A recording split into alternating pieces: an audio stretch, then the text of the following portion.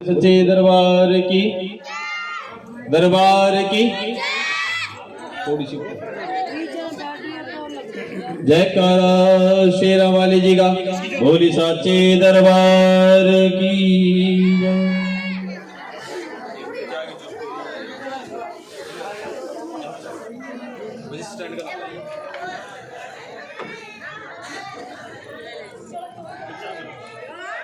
बस जी बातें बंद कर दो और इधर ध्यान दो, पहले लेट हो गए हम तो।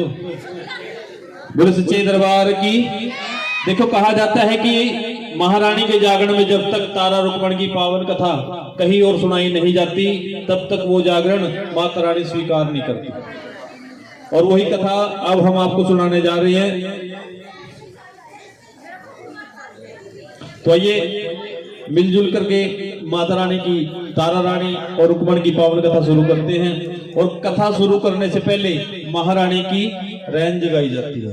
रैन जगाने का मतलब माता रानी को नींद से जगाया जाता है।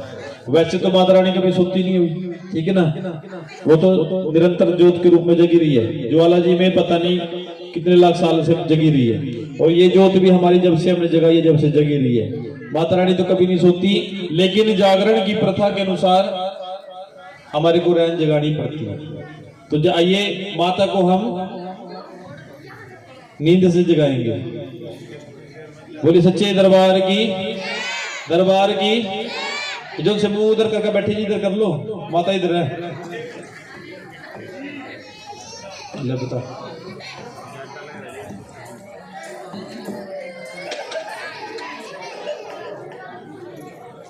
ज्यादा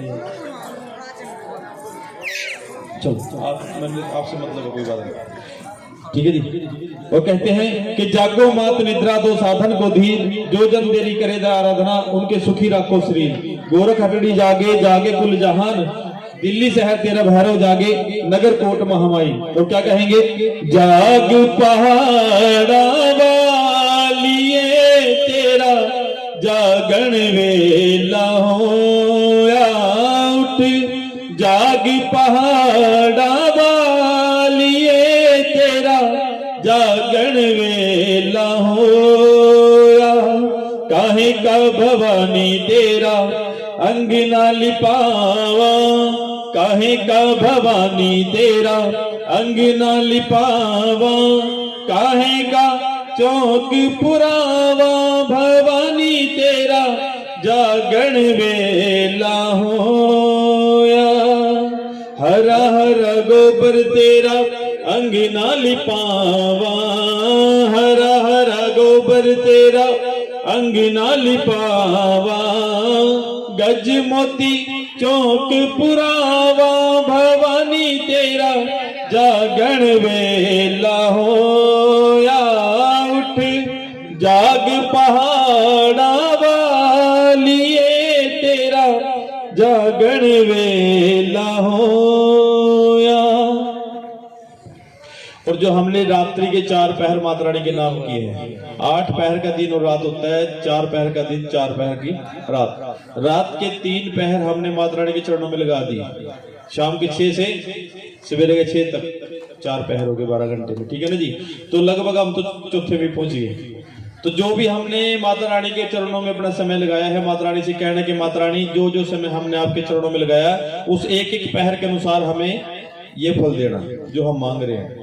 और देखा जाए हमारी जिंदगी के भी 4 ही पहर हैं, बचपन,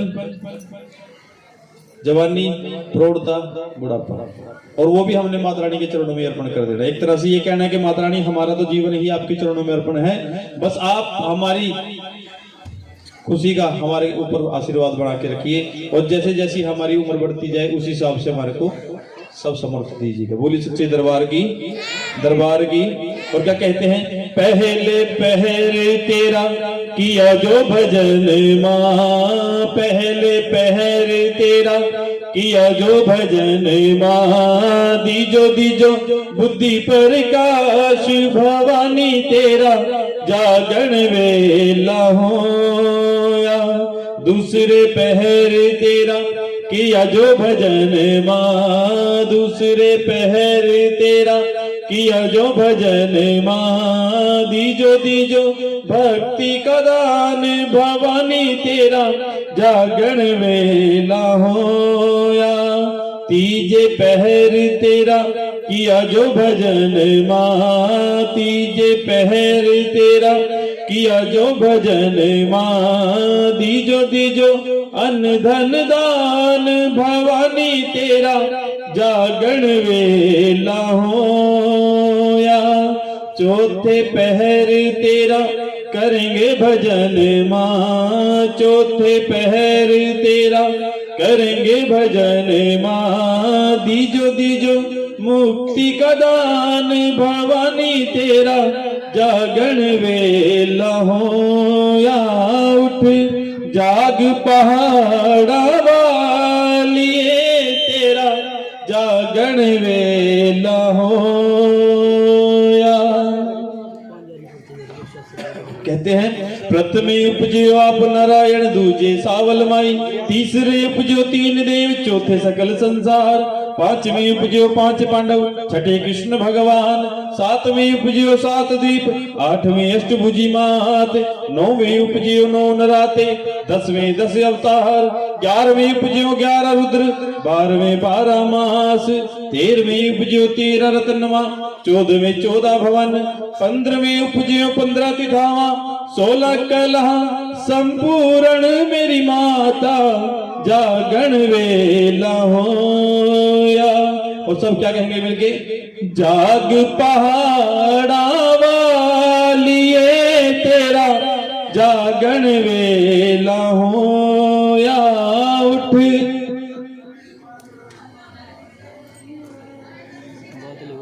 एक तो बात सारी बोलता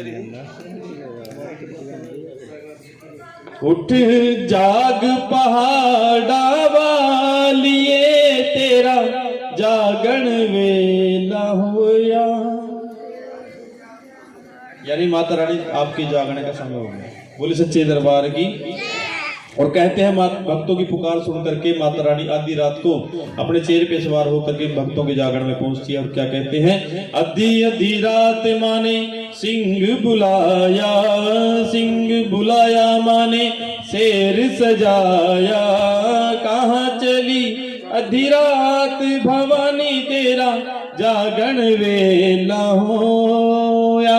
भगत मेरे ने यज्ञ रचाया, भगत मेरे ने जागा कराया, वहीं चली आधी रात भवानी तेरा, जागरण वेला होया।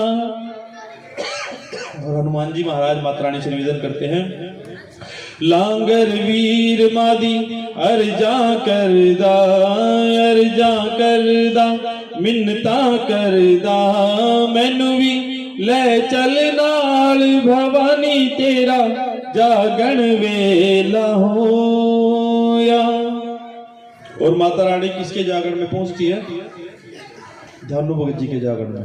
किसके जागरण में, धनु भगत जी के जागरण में। और जागरण में पहुंच करके माता रानी धनु भगत जी को कहती है, तुम मत डरियो बालक मेरे बचड़े मेरे, तेरे ते होवांगी सहाई मेरे भगता, जागरण वेला होया। और धनु भगत जी कहते हैं, मैं नहीं डरदा माता मेरी चोलिया वाली, मैनू तेरे नाम दा आधार भवानी तेरा, जागरण वेला होया। और महारानी पूछती है धनु भगत जी, मेरे लिए भेंट क्या लेके आई है, बुला तो लिया मुझे। महारानी कहती है, हंस हंस पूछ दी माता मेरी चोलिया वाली, माता मेरी चोलिया वाली, क्या मेरी भेंट ले आया मेरे भगता, जागरण वेला होया। और धनु भगत जी क्या कहते हैं, और चढ़ावन पान सुपारी मैया ध्वजारी नरेला, पान सुपारी मैया ध्वजारी नरेला।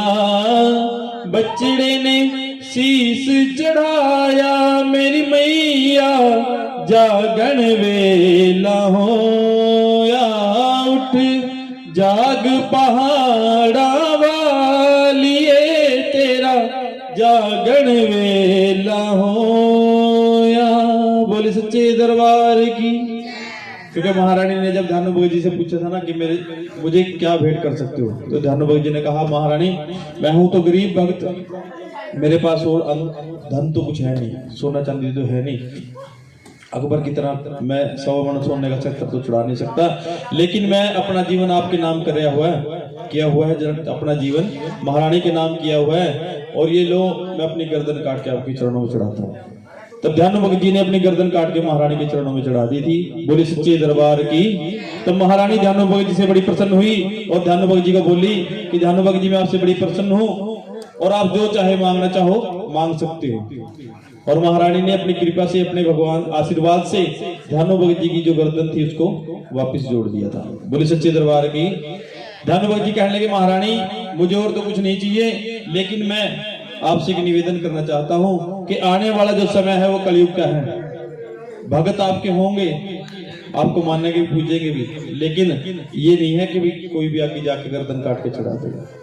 इसलिए गर्दन की भेंट की जगह कोई और भेंट आप स्वीकार करो, जिससे कि भक्तों की जो भेंट है वो स्वीकार हो जाए और आप प्रसन्न भी हो जाए। तब महारानी ने कहा था कि ध्यानु भगत जी जो भी भगत महारानी के दरबार में नारियल की भेंट चढ़ाएगा उसे मैं एक तरह से ध्यानु भगत जी के शीश की भेंट चढ़ाने के बराबर ही मानूंगी। बोले सच्चे दरबार की। इसीलिए महारानी को नारियल की भेंट चढ़ाई जाती है। बोले सच्चे दरबार की।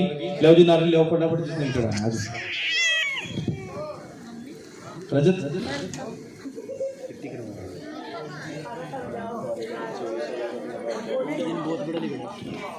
इनमें कुछ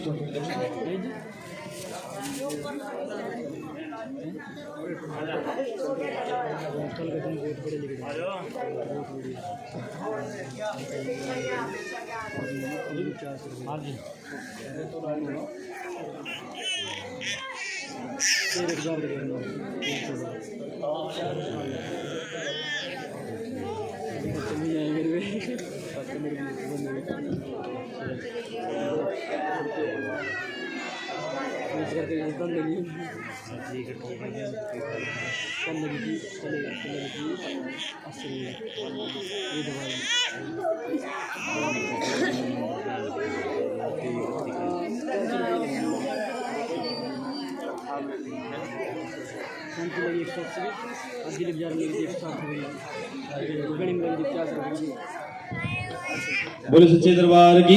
आप जी खड़े होगा, आप भी चढ़ो।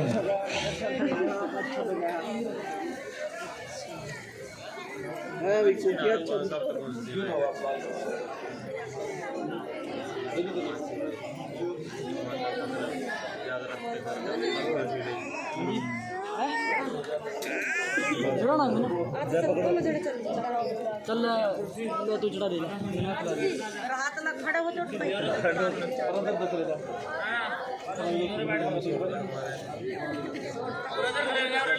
अपने नारियल के साथ दक्षिणा बांध लो।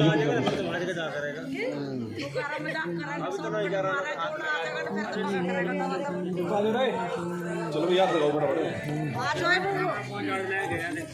आज बैठ तो आज बातें बंद कर दो जी। बोले सच्चे दरबार की। तो ये कथा शुरू करते हैं। प्राचीन काल में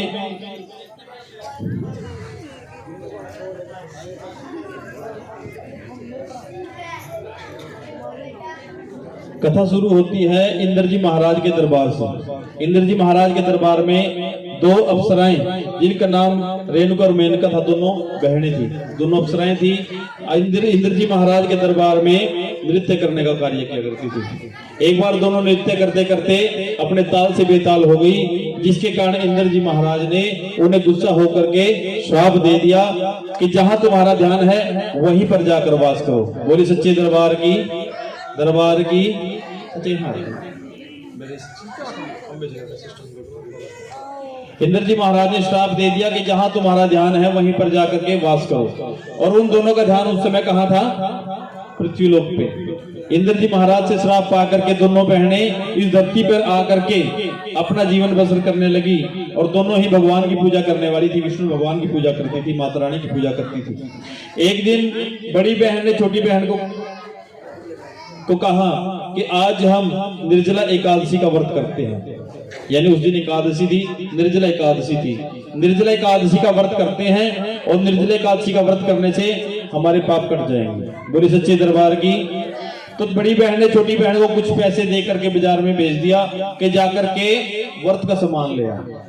छोटी बहन बाजार में चली गई। बाजार में जाकर के जिस पंसारी से सामान लेना था उस बेचारे को बोल दिया जो भी सामान चाहिए था। वो सामान लेने के लिए दुकान के अंदर चला गया। दुकान के अंदर चला गया, वो बेचारी बाहर खड़ी थी। जहां वो खड़ी थी उसके पास ही एक चावलों की बोरी रखी थी। क्या रखी थी? सुन रहे जी? अच्छा,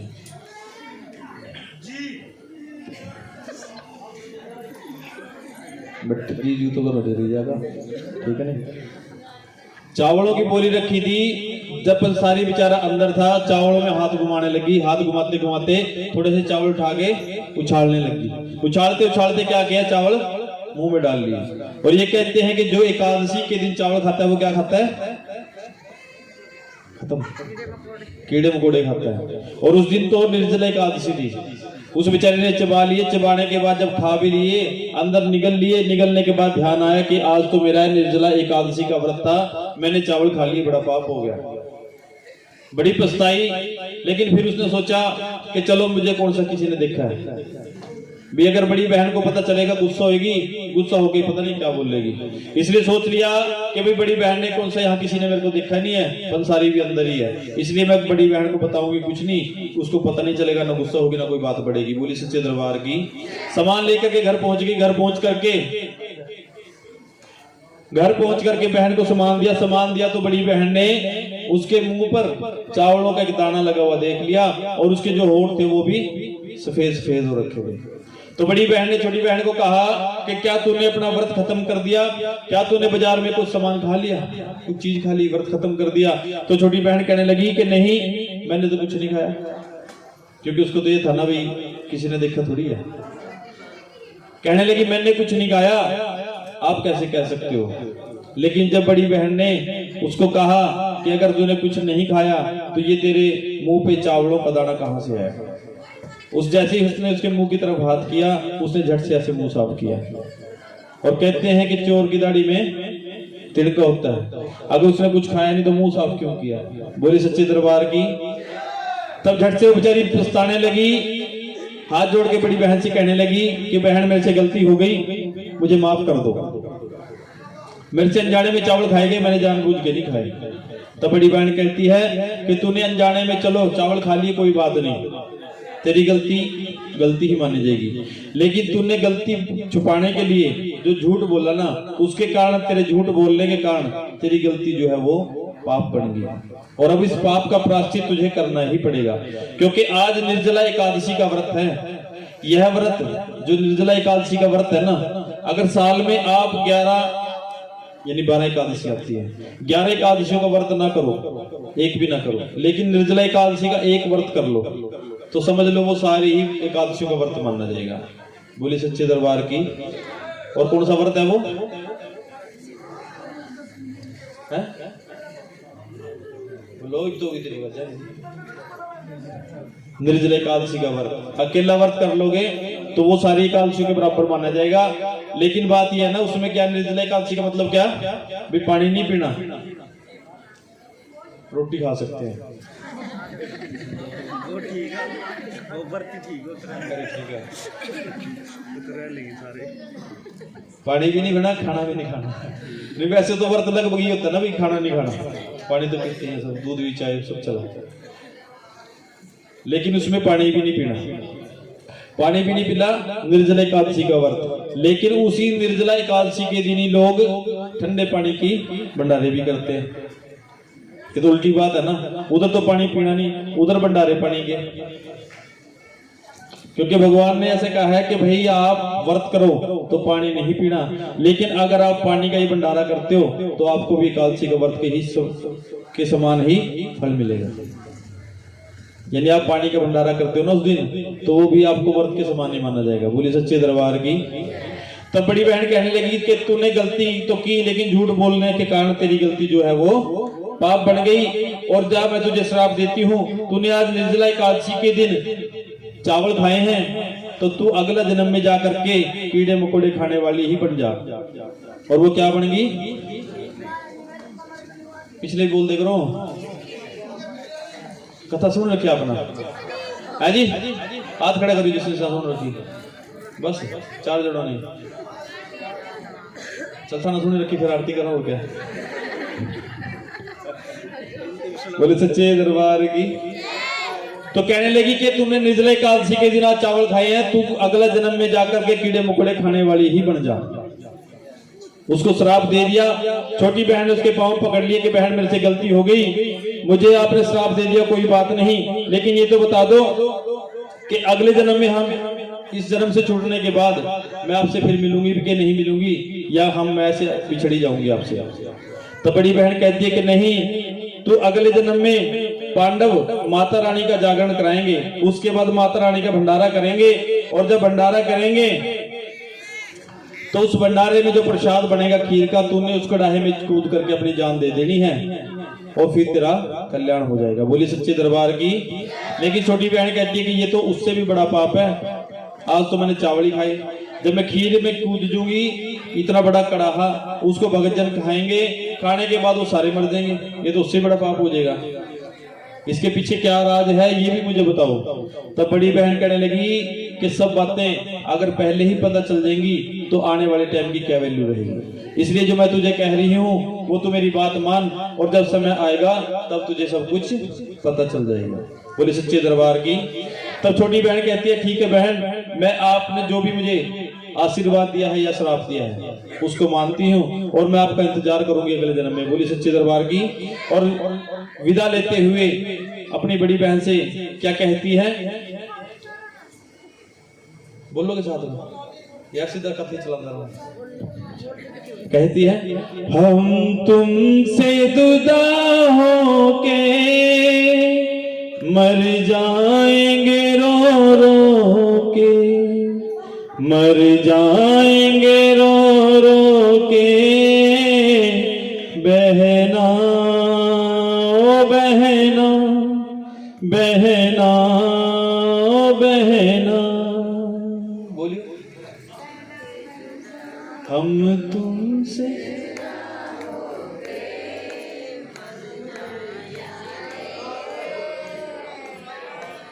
ये कथा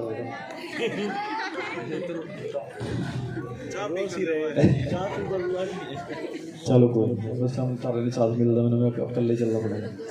हम तुमसे जुदा होके मर जाएंगे रो रो के, मर जाएंगे रो रो के बहना, ओ बहना, बहना, ओ बहना।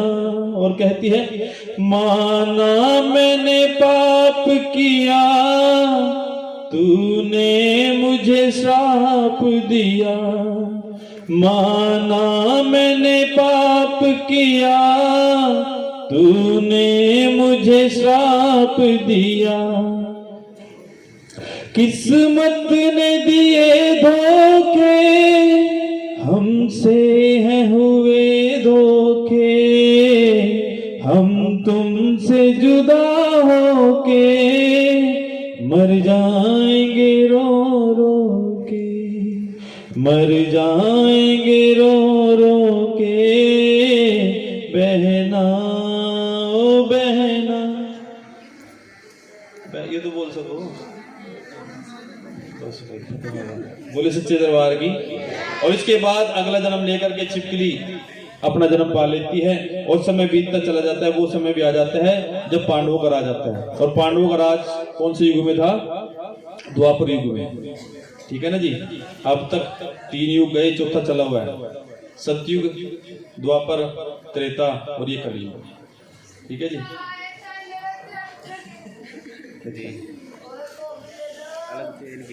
बोले सच्चे दरबार की। तो द्वापर का युग आ जाता है, पांडवों का राज्य होता है, पांडव राजा बनते हैं और पांडवों को शकुनी मामा एक बुरी आदत लगा देते हैं। क्या? जुआ खेलने की।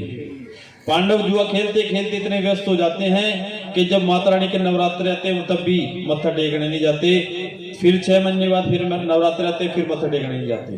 करते करते 2-3 साल बीत जाते हैं, 5 साल बीत जाते हैं। माता रानी को चिंता होती है कि भी पांडव मेरे बड़े भक्त थे, माथा टेकने क्यों नहीं आए? क्यों ना मैं ऐसा करूं, पांडव तो हर साल आते ही थे, इस साल मैं ही जाके उनका पता ले आऊं। बोले सच्चे दरबार की। माँ ने हनुमान जी को बुलाया कि हनुमान जी महाराज मेरे साथ चलो, पांडवों के महलों में जाना है। हनुमान जी कहने लगे माता रानी पांडव बड़े भाग्यशाली कि आपके दर्शन को तो ऋषि मुनि सैकड़ों साल, हजारों साल तपस्या करते हैं, दर्शन नहीं मिलते, लेकिन पांडव बड़े भाग्यशाली जिनको दर्शन देने के लिए आप खुद ही जा रहे हो। तो महारानी हनुमान जी को साथ लेकर के पांडवों के महलों की तरफ चल देती है। पांडवों के नगर के किनारे जाकर के उनके महल के द्वार के बाहर खड़ी हो जाती है और हनुमान जी को कहती है कि हनुमान जी जाओ, पांडवों को सूचना दो कि माता आई है, आकर के दर्शन कर लें और अपना जीवन सफल कर लें। बोली सच्ची दरबार की। एक बार हाथ उठाइए जी सीधा, जिसने नींद आ रही। तो हनुमान जी महाराज पांडवों के पास जाते हैं, पांडवों को जाकर देखते हैं। उस समय पांडव क्या कर रहे थे? जुआ ही खेल रहे थे। हनुमान जी महाराज कहते हैं कि पांडवों छोड़ दो इस धंधे को और ऐसा करो, उठ करके महारानी पहाड़ों से उतर करके गुफा से निकल करके तुम्हारे द्वार पे आई है, जा करके दर्शन कर लो और तुम बड़े भाग्यशाली हो। महारानी खुद चल के आई। लेकिन पांडवों की बुद्धि खराब, कहने लगे कि हनुमान जी महाराज माता रानी जब पहाड़ों से उतर करके गुफा से निकल करके हमारे महल के बाहर तक आ गई तो उनसे कह दो हमारे को यहीं आकर दर्शन दे देगी, हम उठ नहीं सकते। बोली सच्चे दरबार की। दरबार की कि भाई हम उठ नहीं सकते, हम तो खेल खेल रहे अपना और हम नहीं उठ सकते। माता को कह दो यहीं आके दर्शन दे देगी। अब जिसका समय माड़ा हो क्या करे। बोले सच्चे दरबार की। हनुमान जी को बड़ा गुस्सा आया। अब बेचारे गुस्से में कर तो बहुत कुछ सकते थे, लेकिन माता रानी ने भेज रखा था इसलिए कुछ नहीं किया। वापिस आए, माता रानी को कहने लगे कि महारानी पांडवों का तो दिमाग खराब हो गया।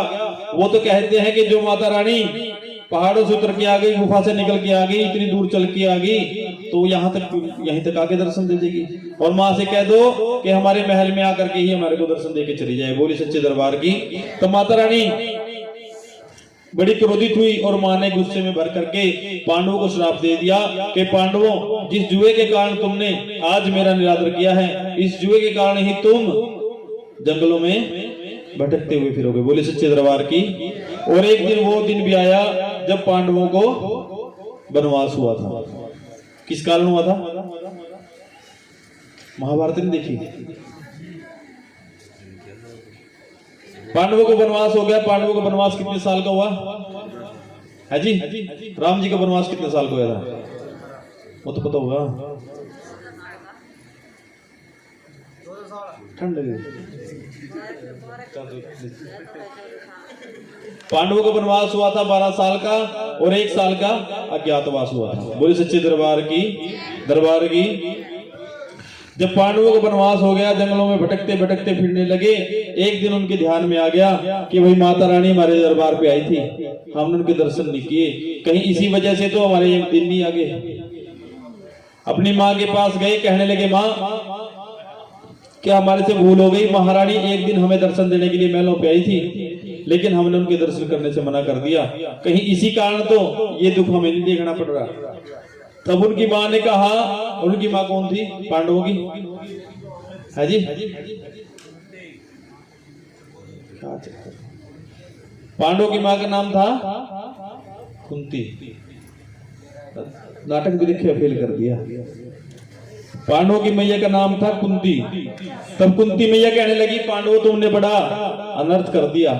महारानी जिसके दरबार पे आ जाए उसको तो स्वर्ग भी छोटा है, और तुमने महारानी को वापस भेज दिया, तुम्हें कौन बचा लेगा? तो पांडव कहने लगे कि माता कोई तो उपाय बताओ जिससे हम माता रानी को मना ले दोबारा से। तब कुंती माता कहने लगी तुम ऐसा करो, महारानी की गुफा के पास जाओ, वहां जाकर के माता रानी से निवेदन करो, हो सकता है माता रानी तुम्हारी निवेदन सुन के, तुम्हारी प्रार्थना सुन करके मान जाए। क्योंकि ये कहा जाता है कि पूत कपूत हो सकते हैं लेकिन माता को माता नहीं होती। माँ तुम्हारे से नाराज हो सकती है लेकिन कभी तुम्हारा बुरा नहीं चाहेगी। अगर तुम माफी मांगोगे, उनके पास जाओगे तो वो जरूर मान जाएगी, तुम कोशिश करो। बोली सच्चे दरबार की। और पांडवों ने अगले ही दिन क्या किया, सवेरे सवेरे स्नान ध्यान करके नहा धो करके एक जोत जगाई, जोत जगा करके मत्था टेका और वहां जोत के पास ही खड़े होकर के माता का ध्यान करके कहने लगे कि सुबह की जोत जगा चले हम, शाम की आन जगावांगे, जे तू ना मिली मां शेरा वाली, हम मार कटारी मर जावांगे। कि महारानी हमने सुबह की जोत जगा दी है और शाम तक आपकी तलाश करेंगे, आपको मनाएंगे, आपको खोजेंगे, लेकिन अगर शाम तक आप हमें नहीं मिली तो हम शाम को वापिस इस जोत के पास आकर के ही अपनी ही तलवार से अपना सर काट के मर जाएंगे। बोले सच्चे दरबार की। और पांडव बेचारे पांचों के पांच इकट्ठे होकर कहां चले गए, जहां महारानी की गुफा थी। जब गुफा के पास पहुंचे तो महारानी ने देख लिया कि पांडव आगे, इनकी बुद्धि सही होगी, लेकिन महारानी कहने लगी कि जब मैं गई थी तब इन्होंने नहीं मानना था, अभी आए हैं तो मैं नहीं मानूंगी। महारानी ने जोत का रूप बनाया और धरती में समा गई। जब पांडवों ने देखा कि माता रानी तो धरती में समा गई, पांडवों ने सोचा ये तो भाई गड़बड़ हो गया। लेकिन पांडव कहने लगे कि माता रानी आप आज तो चाहे पाताल में भी चली जाओ, हम आपको लेके ही जाएंगे, नहीं तो फिर शाम को तो काम खत्म ही है। बोली सच्चे दरबार की। और पांडव क्या कहने लगे, आगे मैया जी तेरे नाम के पुजारी, आगे मैया जी तेरे नाम के पुजारी, नाम के पुजारी तेरे दर के भिखारी, नाम के पुजारी तेरे दर के भिखारी, आगे मैया जी तेरे नाम के पुजारी, आगे देवा जी तेरे नाम के पुजारी। बोले सच्चे दरबार की। सारे लोग बोलिए। तो पांडवों ने क्या किया, देखा महारानी तो धरती में समा गई, उन्होंने एक औजार लिया जिससे खुदाई कर सके जहां माता रानी समाई थी। और जैसे हमारी कसी है ऐसा ही औजार लिया। तो उस औजार को उस समय में या पंजाबी भाषा में, क्योंकि सारी जो कथा है ना वो पंजाबी में ही होती है, ठीक है ना जी, जागरण भी ज्यादातर पंजाब मतलब पंजाबी सिस्टम से शुरू हुए हैं। तो उस कसी को पंजाबी भाषा में या कथा के अनुसार क्या लिखा, कांवरिया। क्या लिखा, यानी पांडवों ने जब पहली बार खुदाई करी, वैसे तो फिर गा के करने का पहली बार जब खुदाई करी तो पहले ही खुदाई करने पे क्या निकला, एक चंदन की चौकी निकली। पांडवों ने उसका उठा करके मत्था टेक के दूसरी साइड रख लिया। दूसरी बारी में जब खुदाई करी तो वहां से क्या निकला, एक गागर निकली गंगा जल की भरी। गागर का मतलब मटकी निकली। तीसरी बारी जब खुदाई करी तो वहां से ध्वजा, नारियल, पान और सुपारी निकला, उसको भी उठा करके चौकी पे रख दिया। और जब चौथी बारी उन्होंने खुदाई करी तो वहां से माता रानी की अष्टभुजी मूर्ति निकली। वो सच्चे दरबार की। और जब पांडवों ने जैसे ही मूर्ति को उठाया तो मूर्ति से आवाज आई कि पांडवों मैं तुम्हारा उद्धार करूंगी और भव से बेड़ा पार करूंगी। बोले सच्चे दरबार की। तो महारानी कहने लगी कि पांडवों अगर तुम सब कुछ पहले जैसा चाहते हो तो एक रात के अंदर मेरा मंदिर बना दो। बोले सच्चे दरबार की कि एक रात के अंदर मेरा मंदिर बना दो। पांडव कहने लगे कि माता रानी पहले तो हम राजा थे, चलो बना भी देते, कोई बात नहीं, अब तो हमारे पास करनी भी नहीं है, बेटी लगा ले एक सुई भी नहीं है, अब तो हम एक किस्म के भिखारी हो गए, अब मंदिर कैसे बना देंगे। लेकिन महारानी कहने लगी कि पांडवों तुम अपनी नीयत अच्छी रखो, तुम अगर मेरे नाम से एक ईंट लगाओगे सैकड़ों ईंटें अपने आप लग जाएंगी। तुमने कुछ नहीं करना, सिर्फ अपना भाव दिखाना कि मैं करूंगा माता रानी। ठीक है ना जी, कोई भी काम हो भाव से ही चलता है, हमारी इच्छा होगी तभी पूरा होगा, है ना जी। अब हमारा काम सारा 10 दिन भी तो हो गया, इच्छा थी तभी तो होया कि नहीं जी। और नहीं इच्छा हो तो फिर वो सालों टाल दे रहा, और जब माता रानी की मर्जी हो। ठीक है, बोले सच्चे दरबार की, दरबार की, दरबार की जयकारा शेरा वाली जी का, बोले सच्चे दरबार की। यही तक था याद, क्या बात। देखो जी, हाथ पूरे उठाने चाहिए, नहीं हाथ पूरे उठाने चाहिए, इससे ज्यादा हाथ तो लोग रैली में उठा दें, जिंदाबाद, है ना। हाथ पूरे उठाने चाहिए, क्यों? क्योंकि आपकी कितनी भीड़ है ना। और आज में कम से कम लाडवे लाडवे में 20 जागरण हो गए, और अगर ये लगा लो फिर उसके बाद लाडवे के बाद फिर कुरुक्षेत्र आ गया, हरियाणा आ गया, फिर तो हिंदुस्तान आ गया। तो महारानी कल्ली जागरण इतने, तो महारानी किसकी तरफ ध्यान देगी? आएगा कोई ध्यान में? नहीं आएगा।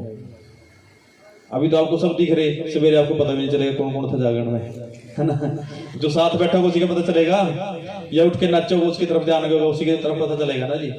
तो इसलिए हाथ इसीलिए उठाया जाता है कि माता रानी हम यहाँ बैठे हैं, हमारी तरफ भी ध्यान करना। वो हाथ हमारे लिए नहीं उठाते आप, वो माता रानी को उठाते हो कि माता रानी हम यहाँ बैठे, हमारी तरफ ध्यान दो, कि नहीं जी। जब छोटी क्लास में पढ़ते हैं तो टीचर जब अटेंडेंस लगाओ ना, कहना मान लो रमेश, राकेश जो भी है, वो भी लिखना sir yes sir, yes sir, हाथ उठा के भी हाँ मैं यहीं हूँ जी, मौजूद हूँ, मेरी हाजिरी लगाओ। तो हमारे हाथ उठाने का मतलब ये कि माता रानी मैं यहीं हूँ, मेरी हाजिरी लगाओ। ठीक है ना जी। और दूसरा बात कहते हैं कि हमारे हाथों की जो रेखाएं हैं वो पल पल बदलती रहती हैं, कुछ अच्छी होती है, कुछ बुरी होती है। तो हम माता रानी को वो रेखाएं दिखाते हैं कि माता रानी हमारे हाथ में जो बुरी या गलत रेखाएं हैं उनको आप बदल दो और अच्छी रेखाएं बना दो। बोले सच्चे दरबार की। इसलिए जयकारा लगवाते हैं और इसीलिए हाथ उठाने के लिए कहते हैं, नहीं तो हमारे को कोई शौक नहीं भी आप हाथ उठाओ जी, कि नहीं। बोले सच्चे दरबार की जयकारा शेरा वाली जी का, बोल सच्चे दरबार की जय। पांडवों ने अगले ही दिन क्या किया, उसी शाम को महारानी का मंदिर बनाना शुरू कर दिया। एक ईंट लगाते हजारों ईंटें अपने आप लग जाती। बनाते बनाते 3 दीवारें बना दी, चौथी दीवार बनाने लगे। उस समय रात का टाइम हो गया, आधी रात होगी। उनके कानों में आवाज आई, किस चीज की आवाज आई? दूध को रिड़कने की। रिड़कने की मतलब बिलोने की। रिड़कना पंजाबी शब्द है। दूध बिलोने की आवाज आई तो पांडवों ने सोचा भी दूध बिलोने की आवाज आएगी, इसका मतलब तो सवेर होगी और मंदिर तो बना नहीं, हम तो रह गए वैसे के वैसे। लेकिन उन्होंने कहा भी आसमान तो काला पड़ा है, अभी कोई ऐसा है भी नहीं कि भी सूर्य निकलने वाले हैं। तो उन्होंने कहा जिधर से आवाज आ रही उधर जाके देखते हैं। जाके देखा तो वहां एक ऊंटों को लेकर के कबीले वाले पड़े थे। उनमें एक बेचारी बूढ़ी माँ थी, वो दूध रिड़क रही थी। पांडवों ने जाके पूछा कि माता क्या सुबह का समय हो गया जो आप दूध पिलाने लग रही? लेकिन बुढ़िया कहने लगी कि नहीं बेटा, मैं बुजुर्ग हूँ और रात को नींद तो आती नहीं। बुजुर्गों को कहाँ नींद आ रहा था, बेचारे इधर उधर फिर इधर। तो कहने लगी भी नींद आ नहीं रही थी, मैंने सोचा भी नींद तो आई नहीं रही, कुछ ना कुछ काम निपटा दूं। और मैंने सोचा भी ये मक्खन तो निकाल नहीं है सवेरे भी, इसने अभी रात नहीं रिड़क दूं। बोले सच्चे दरबार की। ये बात सुनकर के पांडवों को तो गुस्सा बढ़ाया। कहने लगे, उन पांडवों ने उस बुढ़िया को श्राप दिया कि बुढ़िया तेरे इस मक्खन के चक्कर में हमारी तो जिंदगी खत्म हो गई थी। हम तुझे श्राप दे रहे हैं, जितना मर्जी रिड़कती रहे इस दूध को, इस पे कहीं मक्खन आएगा ही नहीं। बोले सच्चे दरबार की। पांडव वहां से वापिस आए, मंदिर के पास आकर के सोचने लगे कि भाई समय कम रह गया, दीवार बनानी काफी है। तो कहने लगे कि भीमसेन जी आप ऐसा करो, एक पहाड़ का टुकड़ा उठा के लाओ, चौथी दीवार की जगह उसको लगा दो, मंदिर तैयार हो जाएगा। बोले सच्चे दरबार की। भीमसेन जी बड़े बलशाली थे, एक पहाड़ का टुकड़ा उठा करके लाए, जहां चौथी दीवार बननी थी वहां पे वो जो टुकड़ा था फिट कर दिया। बोले सच्चे दरबार की। अब दीवारों पे पहाड़ का वजन पड़ने से क्या हो गया, दीवारें टेढ़ी होगी, क्योंकि दीवारें पहाड़ का वजन कहाँ उठेंगे। बोले सच्चे दरबार की।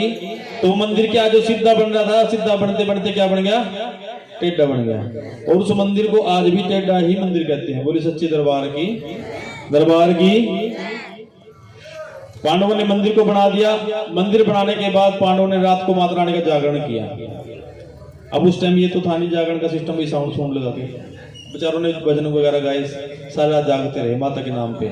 अगले दिन सवेरे भंडारा किया, भंडारा के लिए प्रसाद बनाया, प्रसाद का कढ़ा तैयार कर रहे थे और पांडवों ने जो है सभी को निमंत्रण दिया, बुलावा दिया।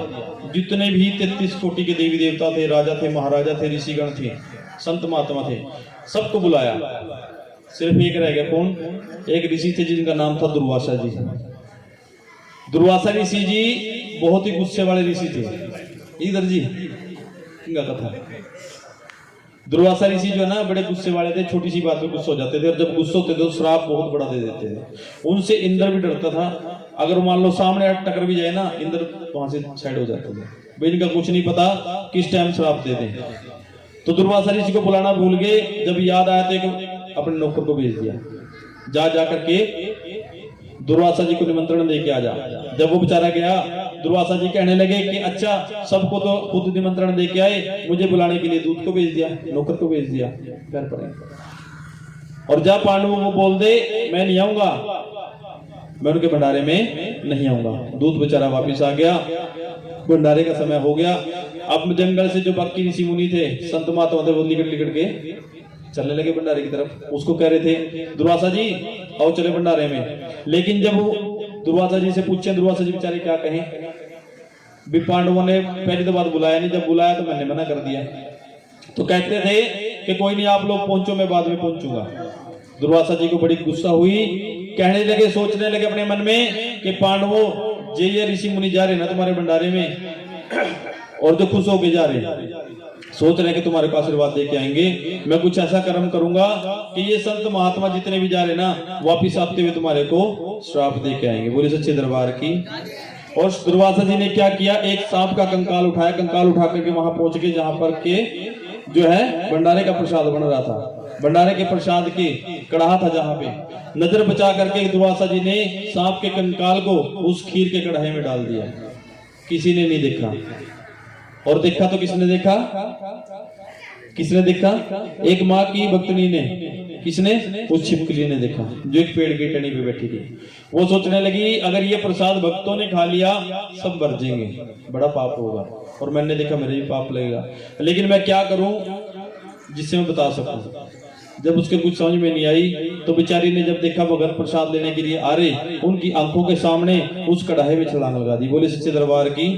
अब भक्तों ने देखा भाई छिपकली इस कढ़ाई में कूद गई, कहने लगे ये तो बड़ा बुरा कर्म कर दिया, सारा प्रसाद बेकार कर दिया।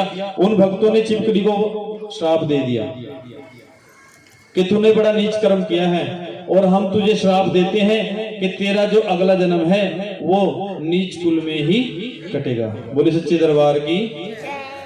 अब उन लोग भक्तों ने क्या किया, उस कढ़ाई को उठा करके जंगल में ले गए, खड्डा खुदवा के उसमें पलटवा दिया। जब कढ़ाई को पलटा गया तो जो ऊपर का प्रसाद था नीचे, नीचे का ऊपर आ गया, और जो सांप का कंकाल था वो ऊपर आ गया। जब भक्तों ने देखा कि भाई हमने छिपकली को गिरते हुए देखा था, लेकिन सांप इसमें कहां से आ गया, तब वो समझ गए कि वो छिपकली तो कोई भगवान या माता रानी की भक्त थी जिसने हमारे को बचाने के लिए अपनी जान गंवा दी। बोले सच्चे दरबार की, दरबार की। तब वो बड़ा पछताने लगे, तब कहने लगे कि हम अपना श्राप तो वापस नहीं ले सकते, लेकिन हम तुझे यह आशीर्वाद देते हैं कि तेरा पालन पोषण एक नीच कुल में होगा, लेकिन जो तेरा जन्म है वो एक राजा के घर में होगा। बोली सच्चे दरबार की, दरबार की। उसके बाद कथा आती है कि प्राचीन समय में एक राजा हुए जिनका नाम है स्पर्श। क्या नाम है? राजा स्पर्श। राजा स्पर्श, उनके घर में कोई संतान नहीं थी, और राजा स्पर्श माता रानी के बड़े भक्त थे।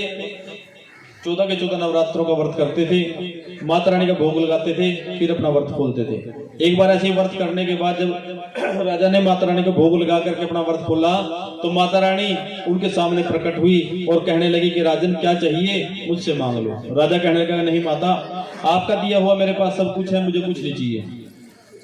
जबकि उसके पास संतान भी नहीं थी, तो फिर भी नहीं मांगी। लेकिन माता कहने लगी कि नहीं, मैं आई हूं तो कुछ ना कुछ दे के जाऊंगी, कुछ तो मांग। तब राजा कहने लगा कि माँ अगर आप देना ही चाहते हैं तो मुझे सिर्फ इतना बता दीजिए कि क्या मेरे कुल में कोई संतान उत्पन्न होगी या नहीं होगी, या मैं ऐसे ही नहीं संतान चला जाऊंगा, मेरा कुल ही खत्म हो जाएगा। तो माता रानी कहने लगी नहीं राजन, तेरे घर में 2 कन्याएं जन्म लेंगी, और वो 2 कन्याएं माता रानी की परम भक्त होंगी। वो कन्याएं तेरे नाम को, तेरे कुल को अमर कर देंगी। बोले सच्चे दरबार की। राजा बड़ा खुश हुआ और समय बीतता चला गया। उस राजा के घर में समय के बीतने के साथ साथ एक कन्या ने जन्म लिया। उस कन्या के जन्म पर उस राजा ने ब्राह्मणों को बुला करके उस कन्या की पत्री दिखाई, उसके नक्षत्र दिखाए। तब उन ब्राह्मणों ने कहा कि महाराज ये कन्या आपके लिए बड़ी ही शुभ है। ये कन्या तेरे घर को, तेरे कुल को चार चांद लगा देगी। ये जहां भी जाएगी अपने नाम को और आपके नाम को तारों की तरह चमका देगी। इसलिए इस कन्या का नाम रख दीजिए, क्या रख दीजिए? तारा रख दीजिए। बोले सच्चे दरबार की। उस कन्या का नाम तारा रखा गया और समय बीतने के साथ साथ कुछ समय पश्चात उस राजा के घर में दूसरी कन्या ने जन्म लिया। जब दूसरी कन्या का जन्म हुआ उस समय भी फिर ब्राह्मणों से पूछा गया, उसकी पत्री दिखाई गई कि महाराज देखो इस कन्या के भाग्य कैसे हैं, ये कैसी है हमारे लिए। तब ब्राह्मणों ने कहा कि महाराज ये कन्या तो आपके लिए बड़ी ही हानिकारक है। ये कन्या आपके कुल को दाग लगाएगी, इसलिए ऐसा करिए आप इस कन्या को तो मरवा दीजिए। बोले सच्चे दरबार की। लेकिन राजा कहने लगा कि नहीं महाराज मैं कन्या को नहीं मार सकता। एक कन्या को मारने से मेरी 7 कुल भी नरकों में चली जाएगी, इसलिए कोई और उपाय बताइए। तब ब्राह्मणों ने कहा कि महाराज अगर आपको दूसरा उपाय करना है तो आपको जितना भी इसके बचपन से लेकर के पढ़ाई लिखाई शादी तक का खर्चा होता है उसके अनुसार अंदाजा लगा करके एक लकड़ी की पेटी बनाइए, उसके ऊपर हीरे मोती जवाहरात जड़वा दीजिए, उस पेटी के अंदर इस कन्या को लटा दीजिए और पानी में बहा दीजिए। बोले सच्चे दरबार की। हीरे मोतियों के लालच में या देख करके कोई ना कोई इस पेटी को पकड़ लेगा और पकड़ लेगा तो फिर कन्या को पाली लेगा। बोले सच्चे दरबार की। दरबार की। बोले सच्चे दरबार की।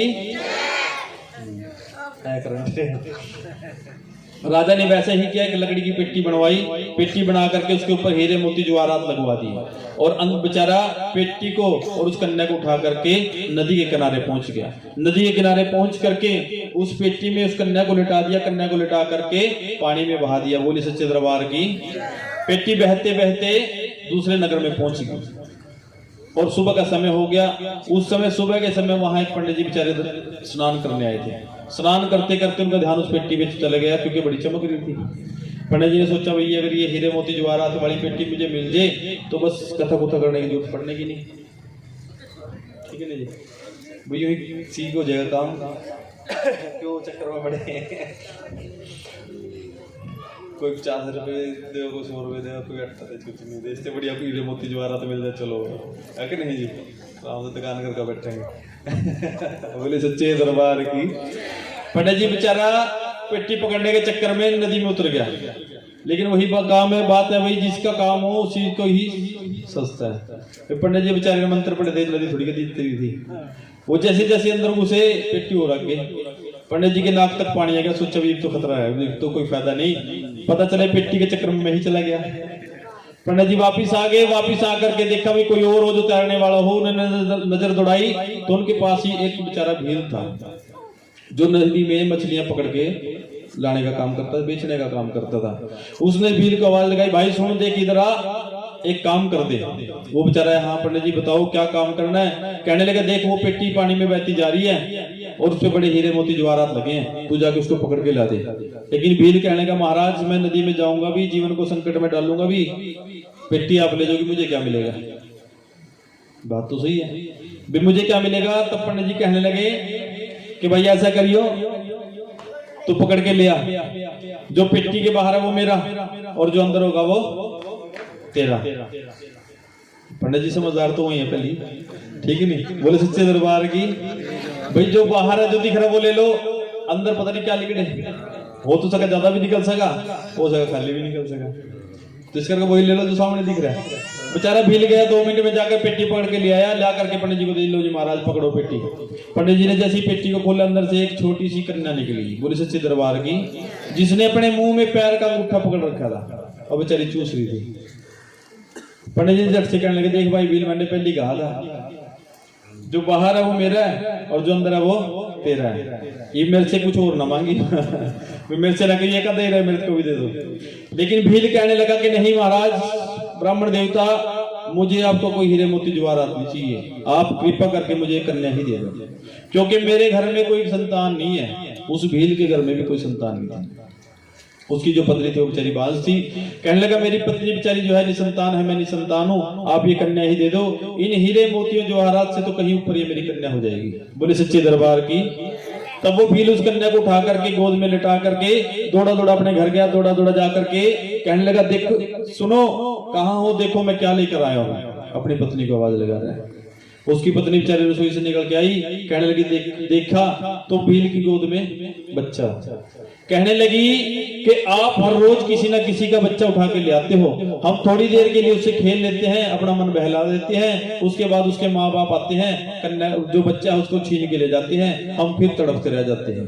आप ऐसा करो, ऐसे सुख का क्या फायदा, थोड़ी देर बाद दुख होना हो। इससे अच्छा आप ये जिसका भी बच्चा है उसको वापस दे के आ जाओ, हम ऐसे ही ठीक है। बोले सच्चे दरबार की। लेकिन भील कहने का नहीं पगली, ये किसी और का बच्चा नहीं, ये तो हमारी ही बच्ची है और गंगा मैया ने हमें दिया है और इस बच्ची को हमने ही पालना है। बोली सच्चे दरबार की। दरबार की। भील की पत्नी बड़ी खुश हो गई, झट से दौड़ करके उस बच्ची को अपने छाती से लगा लिया और उसको पालना शुरू कर दिया। उन दोनों ने उस बच्ची का नाम क्या रख दिया? रुक्मण। क्या नाम रख दिया? रुक्मण। कलावती का तो सत्यनारायण की कथा में, ये तो तारा रानी की चल रही है। बस ठीक है। कलावती सत्यनारायण की कथा में इसमें तो तारा रुक्मण है। उसका नाम रुक्मण रख दिया और बेचारी अड़ोसी पड़ोसियों के बच्चों के साथ खेलते खेलते जवान हो गई। 16 वर्ष की हो गई और शादी का समय आ गया। उससे पहले उसकी जो बड़ी बहन थी वो तो उससे भी बड़ी थी। वो कौन थी उसकी बहन? है बॉर्डर फिल्म वाला सरदार तारा सिंह। तारा, जो तारा थी उसकी बड़ी बहन थी, उसके पिता स्पर्श ने, तारा के पिता स्पर्श ने क्या किया, उस तारा का रिश्ता जो कर दिया हरिपुर शहर के हरिचंद्र नाम के राजा के यहाँ कर दिया। बोले सच्चे दरबार की। और उसकी शादी कर दी। विदा होकर के वो तारा अपने ससुराल पहुंच गई। ससुराल पहुंच करके जो तारा थी बेचारी माता रानी का भजन कीर्तन किया करती थी शुरू से, क्योंकि उसके पिता भी माता के भक्त थे, वो भी माता की भक्त थी। उसने कहा राजन से, महाराज मैं माता की भक्त हूँ और मैं माता रानी का भजन कीर्तन करती हूँ, आपको कोई आपत्ति तो नहीं? राजा कहने लगा मुझे कोई दिक्कत नहीं किसी प्रकार की, लेकिन तूने जो भी भजन कीर्तन करना है अपने महलों में करना है, बाहर नहीं जाना, क्योंकि हम राजा हैं, हम गलियों में इधर उधर किसी घरों में जाके कीर्तन करते अच्छे नहीं लगते। मैं तेरे लिए मंदिर जो है महल में बनवा दूंगा, वहीं पे कीर्तन करना है, वहीं पे जो भी करना वहीं करना है, किसी घर नहीं जाना। तारा ने कह दिया ठीक है, मैं वचन देती हूँ, अपने महलों में ही भजन कीर्तन करूंगी, बाहर कहीं नहीं जाऊंगी। और बेचारी तारा महारानी के भजनों में ले गई और महारानी के भजन करते हुए क्या कहती है? बोलोगे जी के चलो मस्जिद दे। कहती है मेरा तेरे बिना लगदा न जी मेरे घर आ माता, मेरा तेरे बिना लगदा न जी मेरे घर आ माता, मेरा कल्याण न लगदा जी मेरे घर आ माता, मेरा कल्याण न लगदा जी मेरे घर आ माता। आ माता आ माता आ माता घर आ माता, आ माता आ माता आ माता घर आ माता, मेरा तेरे बिना लगदा न जी मेरे घर आ माता।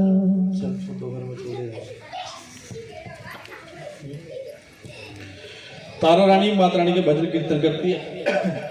उधर जो रुक्मण थी वो भी जवान होगी, उसकी भी शादी का समय आ गया। उसके पिता जो एक भील थे, कलवा भील था, उसने भी इस रुक्मण का जो रिश्ता किया, भाग्य से क्या हुआ उस रुक्मण का रिश्ता भी जो है हरिपुर शहर में ही हो गया। बोले सच्चे दरबार में। जहां पे तारा की शादी हुई थी उसी शहर में रुक्मण का भी रिश्ता हो गया। और रुक्मण की शादी होकर के जब विदाई हुई तो रुक्मण को उसके पिता विदा कर रहे हैं और क्या कह रहे हैं? बाबुल का ये घर रुक्मण कुछ दिन का ठिकाना है, बाबुल का ये घर रुक्मण कुछ दिन का ठिकाना है, छोड़ तेरी नगरी को, छोड़ तेरी नगरी को, घर पिया का बसाना है। बाबुल का ये घर रुकमन। और पिताजी क्या कहते हैं? तेरे बाबुल पे क्या बीत रही, रुकमन तू ये ना जाने। तेरे बाबुल पे क्या बीत रही, रुकमन तू ये ना जाने। दस्तूर दुनिया का, दस्तूर दुनिया का, हम सबको निभाना है। बाबुल का ये घर रुकमन कुछ दिन का ठिकाना है। और माँ क्या कहती है? ओ तेरी मैया पे क्या बीत रही, रुकमन तू ये ना जाने। तेरी मैया पे क्या बीत रही, रुकमन तू ये ना जाने। कलेजे के टुकड़े को, कलेजे के टुकड़े को, रो रो के भुलाना है। बाबुल का ये घर रुकमन कुछ दिन का ठिकाना है। और बेटियां क्या कहती हैं? रुकमन क्या कहती है जब विदाई होती है? कहती है, उस साडा चिड़िया दा चंबावे, बाबुल असा उड़ जाना। साडा चिड़िया दा चंबावे, बाबुल असा उड़ जाना। साडी लंबी उड़ारी वे, ओ साडी लंबी उड़ारी वे, पता नहीं केड़े देश जाना।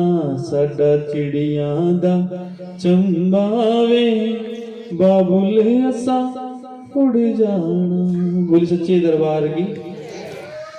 और कहा भी जाता ना कि जो लड़कियां हैं, जो लड़कियां हैं, कुड़ियां पंजाबी में, कि कुड़ियां चिड़ियां हुंदियां ने पर इन्हां दे पर नहीं हुंदे। सोहरे हुंदे ने, पेके हुंदे ने, पर इन्हां दे पर नहीं हुंदे। बोले सच्चे दरबार की। पंजाबी बोले सच्चे दरबार की। तो रुकमन की विदाई होगी। रुकमन भी विदा होकर के अपने ससुराल पहुंच गई। ससुराल पहुंच करके 1-2 हफ्ते के बाद उसकी जो सास थी, रुकमन को साथ लेकर के महलों में पहुंच गई, क्योंकि रुकमन की जो सास थी वो महलों में सफाई का काम करती थी। साथ लेकर के गई। जब वो महल में दाखिल हुई तो ऊपर चौबारे पे खड़ी हुई तारा अपने बाल सुखा रही थी। जैसे ही रुकमन महल में घुसी, उसको देख करके साथ ही याद आ गया कि ये तो मेरी बहन है। उसने उसे आवाज लगाई कि सुन, इधर आ, मेरे पास आ। अब रानी ने हुक्म दिया, जाना पड़ेगा। वो बेचारी मतलब एक सफाई वाली हुई कटानी। ये तो कथा थोड़ी शॉर्ट में करनी पड़ेगी, जल्दी में करनी पड़ेगी। तो रुकमन तारा के पास गई, उसको नमस्कार किया। तारा कहने लगा देख आ मेरे पास बैठ जा, क्योंकि उसको तो पता था ये मेरी बहन है। लेकिन रुकमन कहने लगी नहीं महारानी, मैं आपके पास नहीं बैठ सकती। आपके पास बैठूंगी तो आपका धर्म भ्रष्ट हो जाएगा।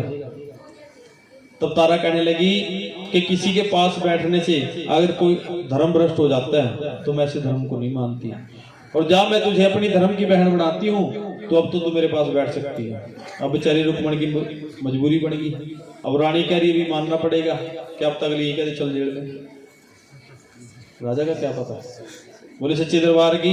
रुकमन बैठ गई। उन्होंने काफी देर बात करी। शाम हुई। जब सास उसकी वापस जाने लगी तो रुकमन भी वापस जाने लगी। तब तारा ने कहा रुकमन देख, तूने हर रोज महल में आना है, मेरे पास आकर के बातें चित्ते करनी है, हम दोनों बैठ के बातें किया करेंगे, और तूने हर रोज आना है।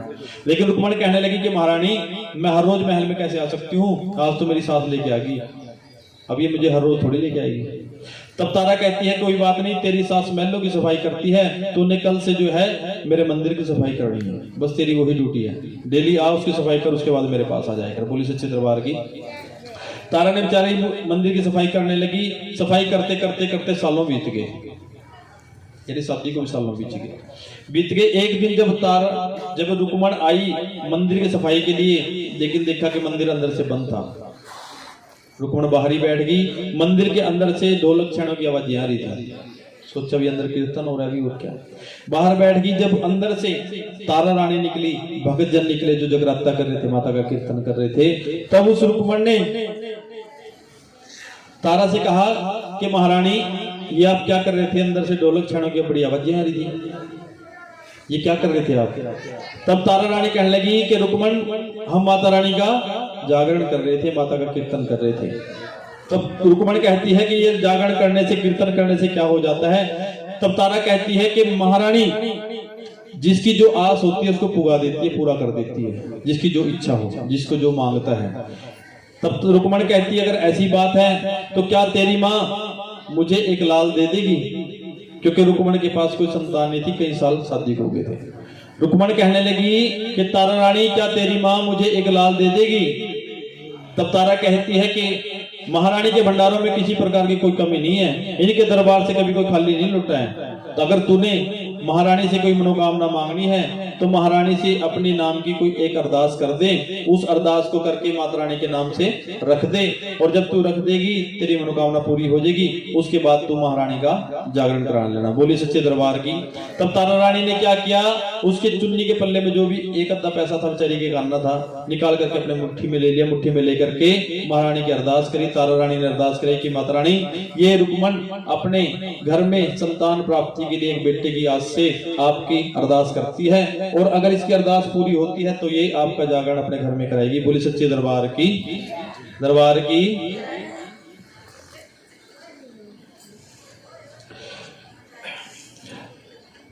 रुक्मण ने अरदास करा दी। अरदास करा करके रुक्मण बेचारी अपने घर चली गई। समय बीतता चला गया। माता रानी ने 1 साल के अंदर ही उस रुक्मण को एक लाल दे दिया। बोली सच्चे दरबार की। बेटे को पा करके, लाल को पा करके रुक्मण बड़ा खुश हो गई, और खुशी में इतनी टूट गई कि महारानी का जागरण कराना भूल गई। 1 साल बीत गया, 2 बीत गए, 3 बीत गए, 5 साल बीत गए, कोई जागरण नहीं कराया। तब महारानी ने सोचा भी इसको तो याद कराना पड़ेगा, ऐसे तो मानेगी नहीं। महारानी ने क्या किया, हनुमान जी को कहा हनुमान जी महाराज इस बच्चे के सपने में जाकर के इसको डरा दो, बच्चा डर जाएगा, रोएगा तो माँ परेशान होगी, किसी न किसी से पूछेगी, किससे पूछेगी, कोई ना कोई कह देगा तेरी कोई सूफना होगी। बोले सच्चे दरबार की। हनुमान जी महाराज बच्चे के सपने में गए, बच्चे को डरा दिया। बच्चा कुछ ज्यादा ही डर गया, इतना डर गया कि भी रोते रोते चुप ना हुए, और जब चुप नहीं हुआ बेचारे को बुखार चढ़ गया। बुखार चढ़ गया, बुखार के बाद शरीर पे छोटे छोटे दाने निकल गए, जिसे हम क्या कहते हैं, माता निकलेगी। और माता कौन सी होगी? वो शीतला माता, ठीक है नहीं? नाम शीतला, लेकिन जिसके शरीर में एक बार निकल जाए उसका पता लगा ये कब तक दुखा। बोले सच्चे दरबार की। उसके शरीर पे शीतला माता निकल गई, और जब बच्चा रोते रहा, कोई चैन नहीं पड़ी, कोई आराम नहीं हुआ, दवाइयां भी खिला दी, हकीमों को दिखा दिया, सब कर लिया। लास्ट में रुक्मण बच्चे को लेकर के तारा के पास गई। तारा से कहने लगी तारा देख माता रानी ने मुझे लाल तो दे दिया, लेकिन इसको पता नहीं क्या हो गया, ये तो रोते चुप नहीं होता। तारा रानी ने कहा कोई बात नहीं, माता रानी के चरणों में लेटा, मैं देखती हूँ क्या है। तारा ने माता का ध्यान लगाया, पता चला कि रुक्मण ने माता रानी का जागरण नहीं कराया। तारा ने कहा रुक्मण तूने माता रानी का जागरण करने के लिए सूखा था, माता का जागरण करा दे, तेरा बच्चा ठीक हो जाएगा। रुक्मण कहने लगी कि महारानी मुझे क्या पता जागरण कैसे होता है, मेरे तो पुस्तों में किसी ने नहीं किया, क्या करना पड़ेगा। तब रुक्मण, तारा कहती है रुक्मण तूने कुछ नहीं करना, बस 1 मीटर लाल कपड़ा ले, थोड़े चावल ले, थोड़ी हल्दी ले, थोड़ा दुबड़ा रख दे, थोड़ी दक्षिणा रख दे, थोड़ा मीठा रख दे, उसकी पोटली बना, डल बना ले, डल बना करके भक्तों को दे दे, भक्तों ने तेरे घर जागरण कर देना, तुम्हें करने कुछ नहीं। बोले सच्चे दरबार की।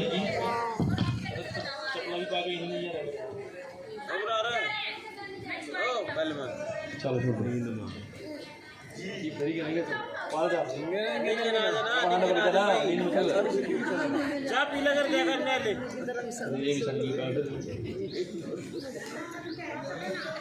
क्या करना था,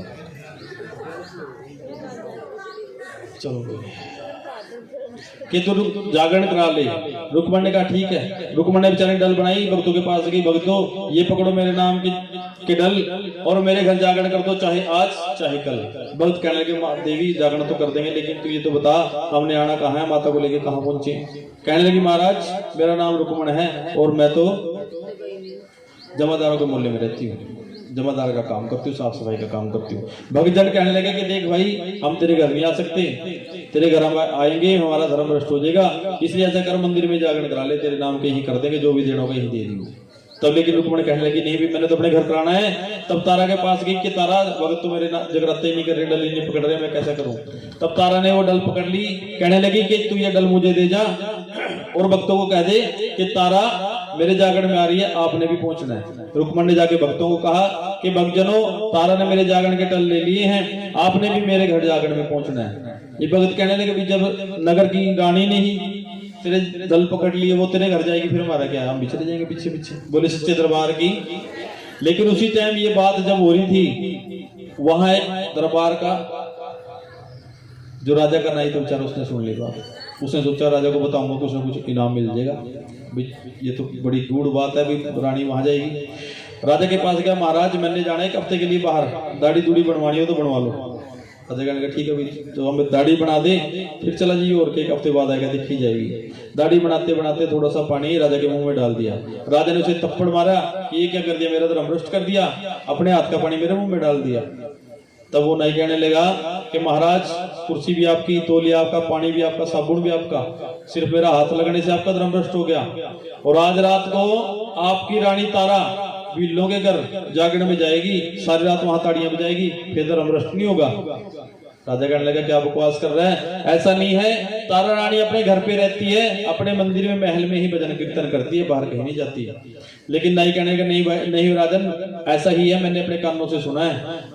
तब राजा कहने लगे अगर ये गलत बात निकली तो तेरी गर्दन कटा दी जाएगी। और कहने लगा अगर सही निकली तो राजा कहने लगे तेरे को इनाम दिया जाएगा।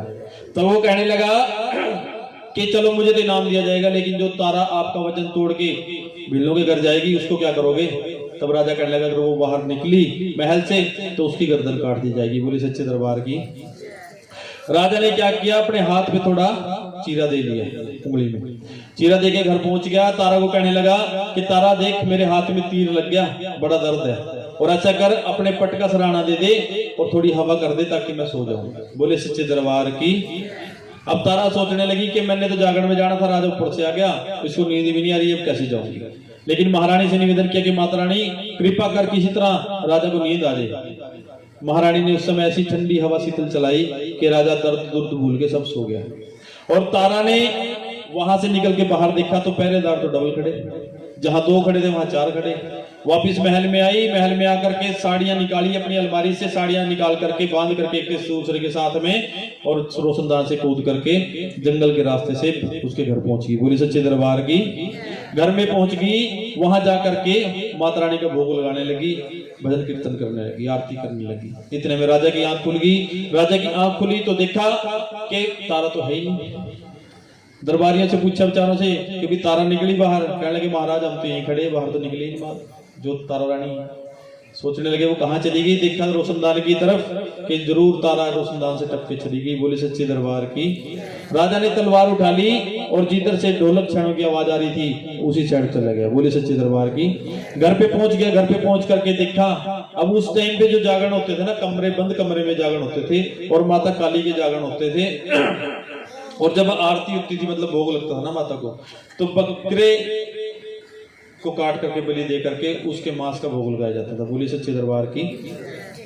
तो तारा और रुक्मण भी उस समय जिस टाइम राजा वहां पहुंचा, और राजा ने एक छेद से, दरवाजे के छेद से देख लिया कि अंदर क्या हो रहा है। उस समय तारा रुक्मण दोनों माता रानी को मांस का भोग लगा रही थी। बोली सच्चे दरबार की। दरबार की। दरबार की। राजा ने देखा भाई कितनी नीच है, वैसे भक्तनी बढ़ती है, यहाँ मांस का भोग लगा रही है। भोग लगा दिया। भोग लगा करके भक्तों ने क्या किया, माता का भोग लगाने के बाद वापिस प्रसाद उनको दिया मांस का। तारा ने भी अपनी झोली फैला करके मांस का प्रसाद डलवा लिया। जब प्रसाद डलवा लिया, राजा से रुका नहीं गया, दरवाजा तोड़ के अंदर पहुंच गया। कहने लगा तारा दिखा तेरी झोली में क्या है, तूने अभी मेरे सामने मांस डलवाया है। तारा कहने लगी नहीं महाराज, मैंने मांस, आप रहने दो इस बात को, मेरी झोली में ना देखो। लेकिन राजा को जिद होगी। तारा सोचने लगी कि महारानी अगर आज राजा ने मेरी झोली में मांस देख लिया, बस मेरे भी यही टुकड़े ही कर देगा। बोली सच्चे दरबार की। मैं धर्म संकट में फंस गई, मुझे बचाओ। तो जैसे ही राजा ने झोली को खोला, जो मांस का प्रसाद डाला था वो क्या बन गया, पंचमेवे का प्रसाद बन गया। क्या बन गया? पंचमेवे का प्रसाद बन गया, जिसे हम कहते हैं बट्टे का प्रसाद, जगराते की भाषा में। बोले सच्चे दरबार की। क्या बोल गया जी? कौन सा हलवे वो बना है? नहीं हलवा है और वो कहते बस ठीक है, बैठो तुम। तो झोली में जब झोली खोल ली, उसमें से क्या निकला? पंचमेवे का प्रसाद निकला। राजा कहने लगा कि तारा तू बड़ी जादूगरनी है, मेरे सामने तेरी झोली में मांस का प्रसाद डाला, 1 मिनट में तूने पंचमेवे का प्रसाद बना दिया। तारा कहने लगी नहीं महाराज, मैंने कोई जादू नहीं किया, ये तो मेरी माँ की शक्ति है और मेरी भक्ति है कि जो आपने देखा वो तुरंत बदल गया। बोली सच्चे दरबार की। तब राजा कहने लगा कि अगर तेरी माँ में इतनी शक्ति है और तेरे में इतनी भक्ति है तो मैं ये चीज अजमा के देखूंगा, और मैं तेरी माँ की शक्ति को अजमाना चाहता हूँ, बता क्या करना पड़ेगा। बोली सच्चे दरबार की। तारा कहने लगी कि महाराज माँ को अजमाना इतना आसान नहीं, और इस जिद को छोड़ दो। लेकिन राजा कहते हैं ना भाई, राजा को जो जिद हो जाए बड़ी माड़ी है। राजा कहने लगा नहीं, जो भी होगा मैं करूंगा। राजा ने अगले दिन अपने घर जागरण करा दिया। जागरण कराने के बाद जब भोग का टाइम आया, तारा रानी ने कहा महाराज अब माता रानी को भोग लगाना है, जो आपको सबसे प्रिय वस्तु हो, जो प्यारी हो, उसके मांस का भोग ले आओ। बोले सच्चे दरबार की। राजा को अपना घोड़ा बड़ा प्यारा था, नीले रंग का घोड़ा था। राजा गया अस्तबल में, जाकर के उस घोड़े के टुकड़े करके ले आया। तारा को कहने लगे तारा माता को भोग लगा दे। तारा कहने लगी महाराज ये क्या किया, ये तो निर्जीव बेचारा जानवर है, इसका भोग लेके आ गए, इसका मांस काट के ले आए। अगर माता को भोग लगाना ही है तो अपने बेटे की बलि देकर के उसके मांस का भोग लगाओ। बोली सच्चे दरबार की। दरबार की। सच्चे दरबार की। तो उठना पड़ेगा, तो उठ जाओ सवेर हो गया। तो राजा ने सोचा कि कोई बात नहीं, आज चाहे जो मर्जी हो जाए। महल में गया, अपने बेटे के कमरे में गया, बेटे के ही टुकड़े करके मांस को ले आया। ला करके कहने लगा ले तारा मैं ले आया, अब माता का भोग लगा दे। तब तारा रानी कहने लगी कि महाराज माता का भोग कभी कच्चा थोड़ी लगेगा, मांस का पकाना पड़ेगा। तब राजा कहने लगा कि मेरा काम था लेके आना, पकाने का काम तेरा है, और अगर तेरे में भक्ति है, तेरी माँ में शक्ति है, तो तूने इसको ऐसी अग्नि पे सेकना है या बनाना है जो अग्नि किसी भी लकड़ी, गोहे, कोयले इत्यादि की गैस की ना हो। यानी अपनी भक्ति से अग्नि जगा, और उस अग्नि पे तूने कोई चूल्हा भी इस्तेमाल नहीं करना। बीच कोई चूल्हा रख लिया, ईंटों का बना लिया, उस अग्नि पे अपने पैरों का चूल्हा बना, पैरों के ऊपर बर्तन को रख और उसमें प्रसाद को बना। बोलिए सच्चे दरबार की। क्या ऐसा हो सकता है कि भाई कोई बिना ईंधन के कोई आग जल जाए और फिर उस अग्नि पे कोई अपने पैरों का चूल्हा बना ले? हो सकता है? नहीं हो सकता, क्योंकि बिना ईंधन के कोई आग जल ही नहीं सकती। लेकिन एक ऐसी अग्नि, एक ऐसी ज्वाला है जो बिना किसी ईंधन के जल रही है, और पता नहीं कितने सालों से जल रही है। वो कौन सी? माँ ज्वाला जी की। वहां अग्नि निरंतर जल रही है, पता नहीं कितने सालों से, और वो अग्नि ऐसी है उसमें आप हाथ लगाओ तो हाथ जलता नहीं है। लेकिन उसमें वो जो पुजारी जी है ना, वहां उसमें नारियल का भोग लगाते हैं, वो नारियल जल जाता है। बोले सच्चे दरबार की। दरबार की। तो बेचारी तारा ने महारानी का ध्यान किया, उनसे निवेदन किया माँ मेरी मदद करो, मैं तो बड़ी फंस गई इस टाइम पे। तो झट से क्या हुआ, धरती को फाड़ करके अग्नि रूप में ज्वाला माता निकल गई। उस तारा ने वहां पे अपने पैरों का चूल्हा बनाया, उसके ऊपर बर्तन को रखा, प्रसाद को पका दिया। प्रसाद को पकाने के बाद तारा ने राजा से कहा राजन 5 थाल लेकर के आओ और महारानी को भोग लगाना है। राजा कहने लगा 5 थालों का क्या करना है भाई, महारानी को भोग लगाना है, एक ही तो बहुत है। लेकिन तारा कहने लगी नहीं महाराज, 1 थाल महारानी का, 1 थाल आपके बेटे का, 1 थाल घोड़े का, 1 थाल आपका और 1 थाल मेरा। बोली सच्चे दरबार की।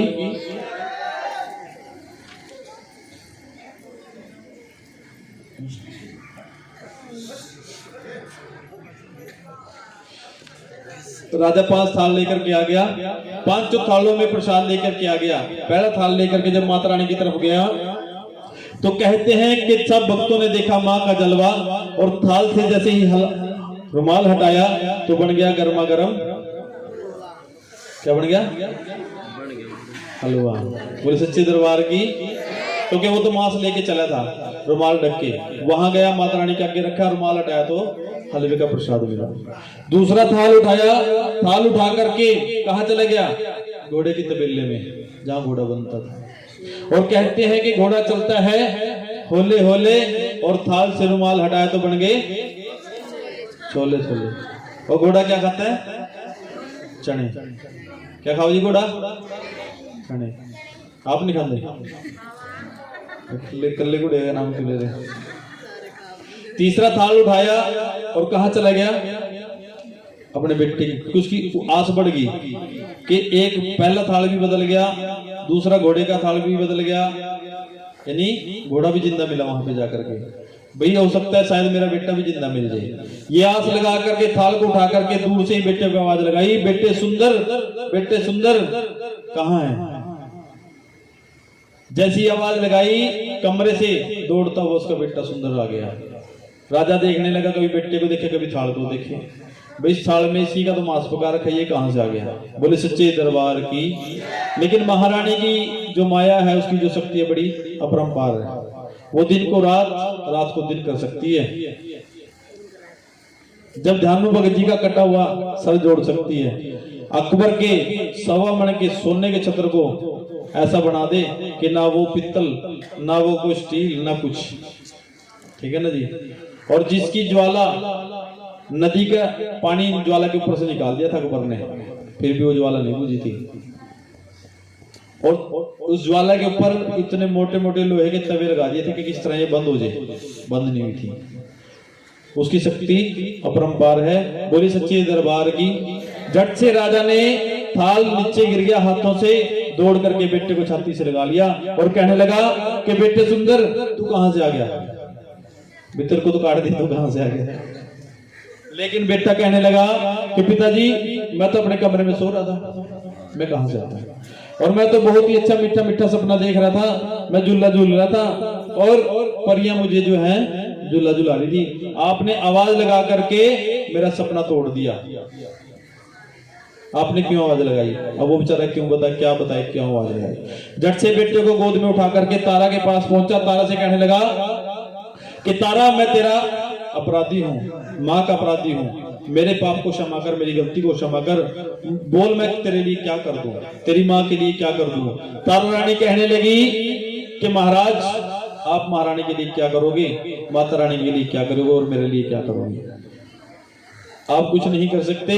आपने तो माता रानी को आजमाने की सोची थी, उसमें भी आप फेल ही हो गए। बोले सच्चे दरबार की। लेकिन जो राजा था वो कहने लगा कि तारा ऐसा ना कर, मुझे अपने पाप का ध्यान हो गया, अब मैं उसका प्रायश्चित करना चाहता हूँ, मुझे कोई रास्ता बता दे जिससे मेरा ये पाप कम हो जाए। बोले सच्चे दरबार की। दरबार की, दरबार की। तब तारा ने कहा कि महाराज अगर आप करना ही चाहते हैं तो ऐसा करो, महल के बाहर, नगर के बाहर एक माता रानी का भव्य मंदिर बना दो, जहां किसी भी जाति के इंसान जाकर के मत्था टेक सके। सब वहां मत्था टेकेंगे, माता रानी उनकी मनोकामना को पूरा करेगी, उनकी मनोकामना पूरी होगी तो वो सब कहेंगे कि राजा ने बड़ा अच्छा कर दिया, राजा का भला हो जिसने हमारे लिए मंदिर बनाया। बोले सच्चे दरबार की। राजा ने वैसे ही किया, माता रानी का मंदिर बना दिया। मंदिर बनाने के बाद वहां सब लोग पहुंचे और सब लोगों ने खड़े हो जाए। बोले सच्चे दरबार की।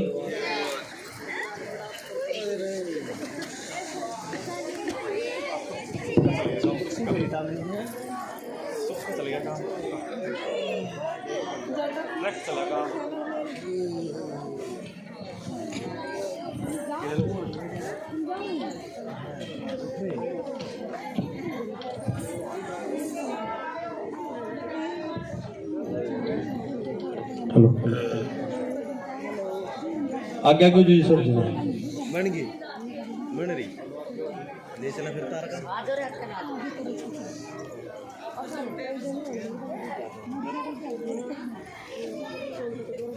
निकल कर